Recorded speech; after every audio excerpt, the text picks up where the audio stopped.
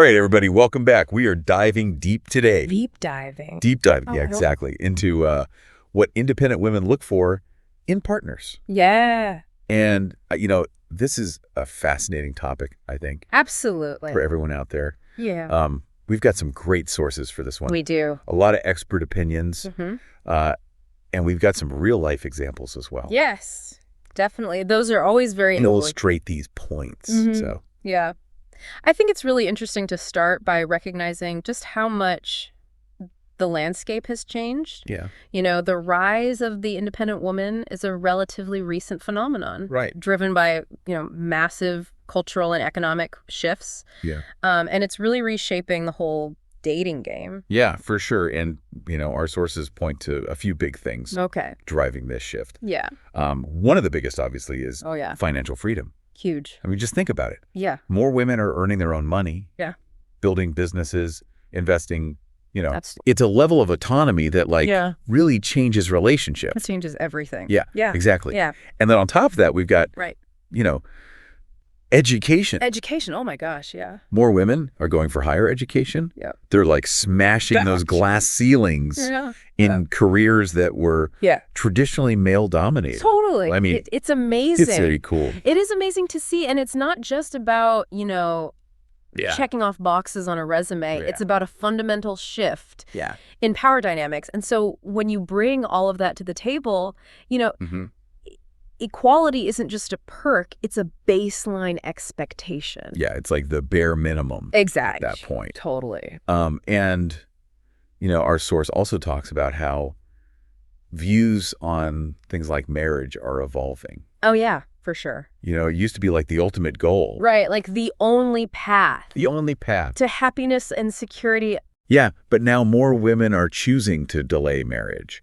Or opt out completely. Yeah, or opt out altogether. Yeah. And it's just not about right. fitting into that predefined mold anymore. Exactly. It's about choosing a path that aligns with your own values and aspirations. Totally. And I think that goes for cohabitation, too. Yeah. Living together before marriage.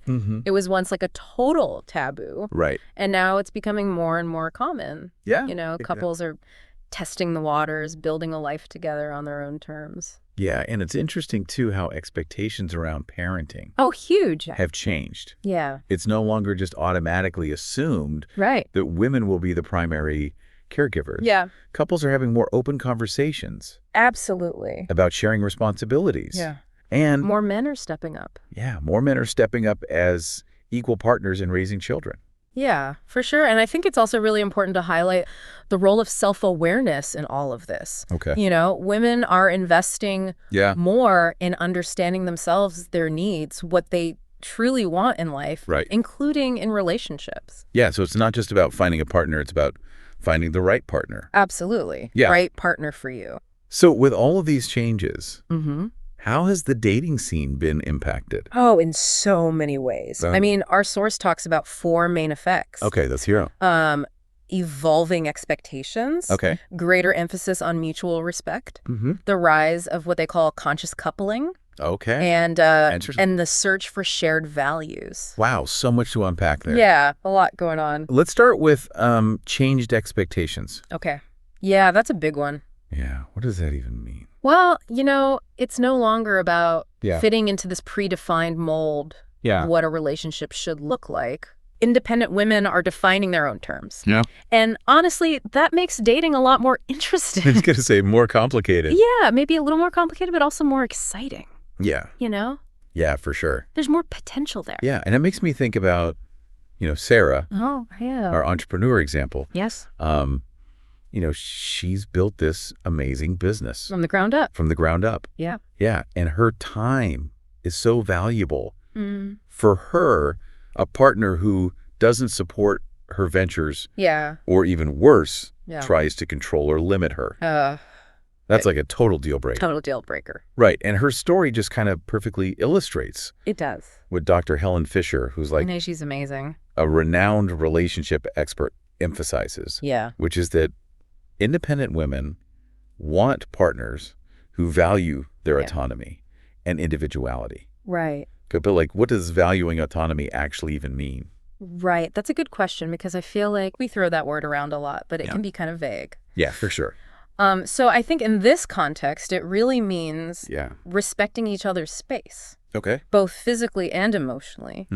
It's about supporting each other's goals. Yeah. Without feeling the need to control or micromanage. It's about celebrating each other's successes without feeling threatened or overshadowed. Right. So you can still be close. Absolutely. And connected. Yeah. And actually, Dr. Fisher's research on attachment styles really dives into this. And she found that individuals with a secure attachment style. Okay. What does that even mean? So a secure attachment style is basically when you're comfortable with both intimacy and independence. Got it. And those individuals tend to thrive in relationships with independent partners. Oh, that makes sense. Yeah. So it's not about being like distant. No, not at all. Or detached. It's about having a strong sense of self. Within the relationship. Okay, yeah, I get that. Yeah. So that brings us to the next big impact then. Right. Which is greater emphasis on mutual respect. Yes, which I feel like that should just be a given. It should be a given. But I think it takes on a whole new meaning. It does. In the context of independent women. Yeah. It's not just about being polite. Yeah. Right. It's about truly valuing each other's opinions and perspectives and contributions. And contributions, absolutely. Yeah. And I think a good example of that is Emily, right? Our career woman from the source material. She's driven, ambitious. For sure. And she wants a partner who not only understands that, right, but actively encourages her growth. Yeah, so it's not about trying to dim her light so you can shine brighter. Exactly. It's about being her biggest cheerleader. Yeah. Not her competitor. Right. It's about celebrating those promotions, brainstorming new ideas together, being a teammate, not just a spectator. Yeah, like a true partner in every sense. Exactly. Yeah. And this reminds me of what what Chris Armstrong, our dating coach, was saying. Yeah. About how important it is to build a connection based on mutual respect and trust. Right. It's not about trying to fix or change someone. Right. It's about appreciating them for who they are. Exactly. Yeah. And that actually ties in perfectly It does. with our sources' tips for building a strong connection. Yeah. Like engaging in meaningful conversations, sharing interests, showing appreciation for accomplishments. Yeah. All of these require They do. genuine interest and respect. Absolutely. And I think showing appreciation. It's more than just saying good job. Yeah, like what does that even mean? Right. It's about understanding and valuing her drive and accomplishments, recognizing the sacrifices and hard work that went into achieving them. Totally. So, if your partner just landed this huge deal, you don't just say, congrats. Right. You ask her about the challenges she overcame, the strategies she used, the lessons she learned. Right. It's about actively engaging with her success. Yeah. Not just passively acknowledging it. Right. And I think it's also important to, be patient. Yeah. Building a strong connection with an independent woman takes time and effort. It's not going to happen overnight. No, it's not a sprint. It's a marathon. Right. It's about earning her trust, demonstrating your reliability, and consistently showing up as your best self. So consistency is key. Absolutely. Okay, so we talked about autonomy, mutual respect, taking the time to build a strong connection. What about the other two impacts that you mentioned? Oh, right. So we still have the rise of conscious coupling. Yeah. And the search for shared values. Okay, what is conscious coupling? So conscious coupling is all about choosing a partner with intention and awareness. Yeah. It's about moving beyond superficial attraction and focusing on compatibility, shared values, a deep understanding of each other's needs and aspirations.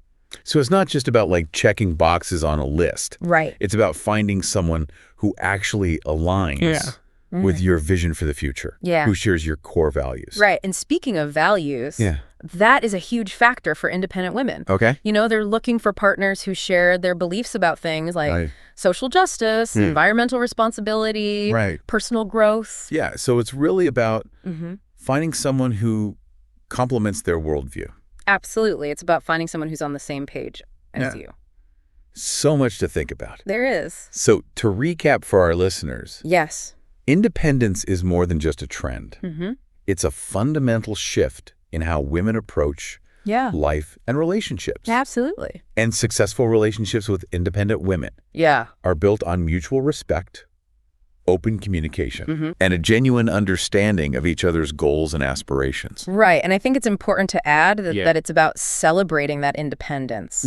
Recognizing it as a source of strength and inspiration. Right. It's about building a partnership where both individuals can thrive, both individually and as a couple. Yeah. And that brings up an interesting thought. Okay. Like, how might these insights apply to all relationships? Oh, that's a good question. Not just romantic ones. Yeah. Like, what about your friendships? Yeah. Family dynamics, even work relationships. Right. Could you benefit from embracing more autonomy? And mutual respect? I think so. In those areas of your life? Definitely. Just something to ponder. Yeah. Food for thought. Thanks for listening, everybody. Thanks for joining us. We'll see you next time for another deep dive. Bye. Bye.